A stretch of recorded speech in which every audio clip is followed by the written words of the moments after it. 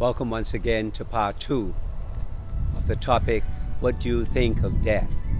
This is Archdeacon J. Kingsley Knowles from the Holy Hill, St. Anne's Church.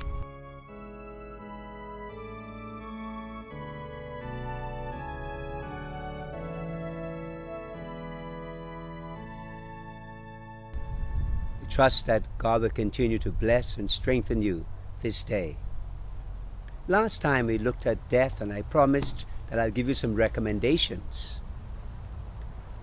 Where is that thin line between contemplating the mystery of death and falling into morbidity and anxiety and false guilt about being alive and healthy?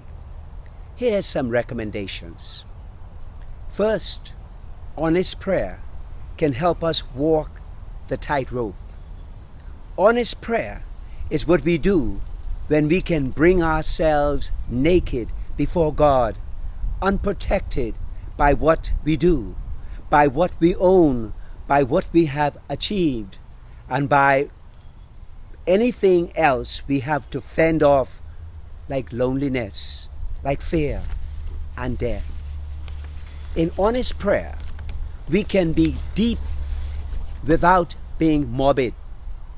But we can also be helped in this way by the giants of our faith, like St. Peter, St. Paul, biblical characters like Daniel and the Hebrew boys, who have stared death in the eye and have tried to share with us what that feels like.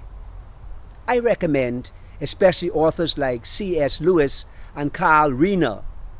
For one perspective, I recommend Lewis because he talks about divorce, was the finest and readable treatise even written in about Christian death.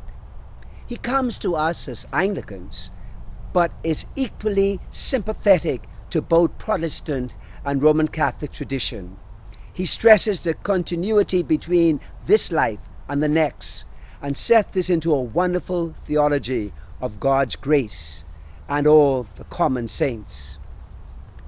When the angels of death have swept all the worthless rubbish that we can call our history out of the rooms, out of our consciousness, the true reality of our action is freedom and will remain. It is then that we come to grips with this monster called death. But it is then that we are faced with the truth of the divine mystery we call God, who with his light and his love that receives all things and gives all things and knows all things. This reality embedded in God's incarnate Son, Jesus Christ, who came to fulfill all things. There is no need to fear death anymore, but have faith, which is another way of seeing things spiritual, because of the one who conquered death and brought life. May God bless us this day and forevermore. Amen.